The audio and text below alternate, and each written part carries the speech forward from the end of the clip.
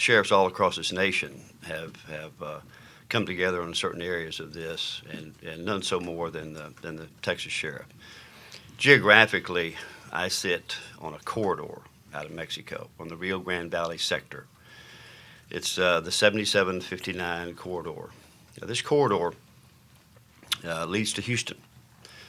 So I sit 100 miles from Houston, along with many other counties that have partnered with the federal government in order to try and stop the flow and do what we can in Texas on these corridors, on these travel routes to the number one human trafficking hub in the U.S., which is Houston, Texas. So as I am here to validate and give credibility to the issue that we have faced for decades in my career. I've been doing this for quite a few days now, and it has only grown worse. And I can only assure the public that what is being done to this country, to the state of Texas, is terrible. I probably lack the proper vocabulary to go into some detail about the ridiculousness of what we're having to face on these travel routes on our Texas border, the New Mexico border, Arizona border, and California border in this country. The framework, the situation that has been created by Congress has enabled the cartel, as Tom talked about. I'm here to tell you, I mean, these are real stories that affect Texans and Americans. This has been going on for some time. We have dealt with the narcotics, the human trafficking. I can validate that for you. I can validate that for anyone who cares to check the facts on a situation and remove the politics from an area that has no room for political gain. This is an American issue. It affects the border states in a different manner than it does other states, but it's true that all of our states are border states today. All of our law enforcement are impacted by what has happened. There's not one single law enforcement agency in the United States that's not dealing with cartel involvement. I mean, this is what we do. In Texas, in methamphetamine, for example, we make very few arrests for methamphetamine cooks today. And why is that, you may ask? We used to make that just 5 years ago. We would arrest thousands of methamphetamine cooks in the United States, and in Texas alone. Today, pharmaceutical-grade methamphetamine out of Mexico, run by the cartels, is what we catch. And we're catching a lot of that. Whether it's methamphetamine, whether it's a very dangerous drug, fentanyl, which is making its way from the border, from the cartel system, into Texas and throughout the United States.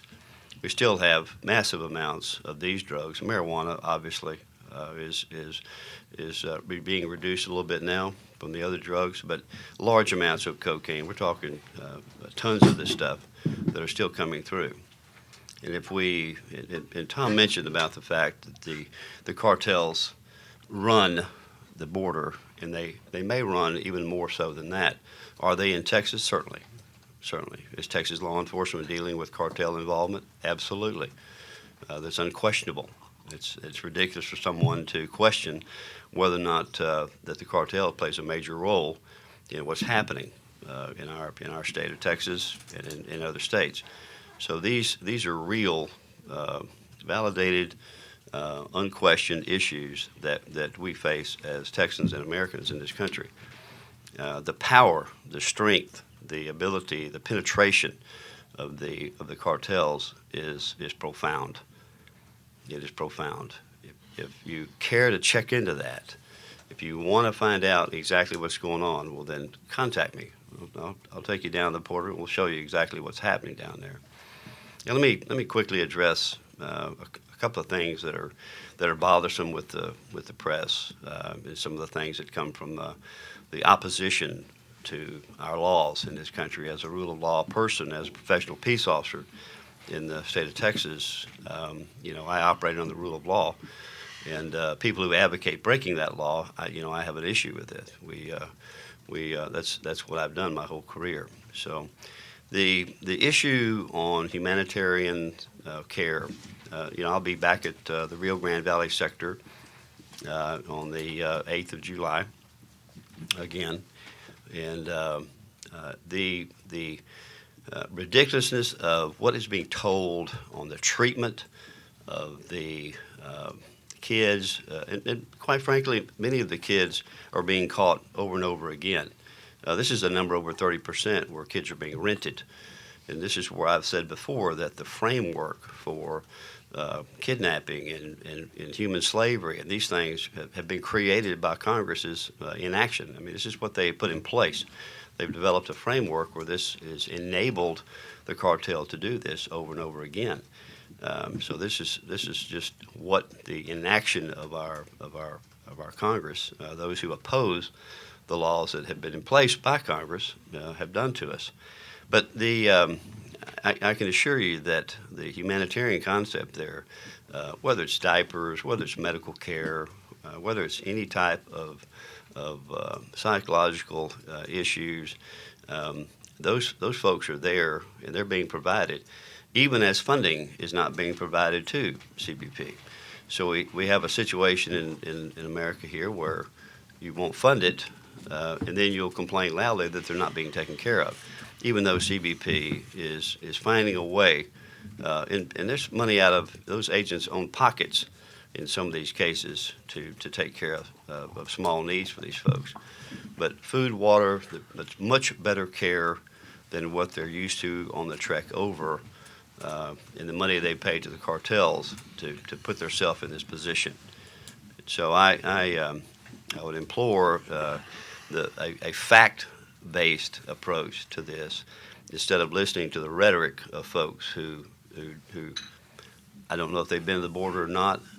In our business, we call that where you can't tell the truth. Then those are issues with folks that I have. If you can't tell the truth in our business, who I deal with, when you can't tell the truth, then there's some issues here. So I'm telling you, I'm here to validate, I'm here to quantify the issues that are going on, not only in Texas. We just happen to be a border state with 1,200 miles of border, and that border needs to be. Can it be secured? Absolutely, it can be secured. Will it be secured by the federal government? That's where, at some point in time, I believe the American people are probably going to have to step up and do the right thing and enforce our laws as a rule of law country. And, again, I would thank the members of this group for taking the time out to come here today and discuss this issue and lend some credibility and lend some truth to what's going on in this country and the changes that we're experiencing, the opposition to the rule of law in this country. Our president, I can simply tell you that as a rule of law person, that I am most proud of this president for upstanding and standing up for law enforcement and the members of the federal government, federal law enforcement that is attempting to do their job despite a tremendous amount of opposition within our own government, and that is reprehensible to me personally, and I believe it is a disservice to the American public. But again, I thank each and every one of you for coming. Again, for Center for Immigration Studies for putting this forum together in such a fashion where we can send out a truthful message about what is happening in this country. Thank you.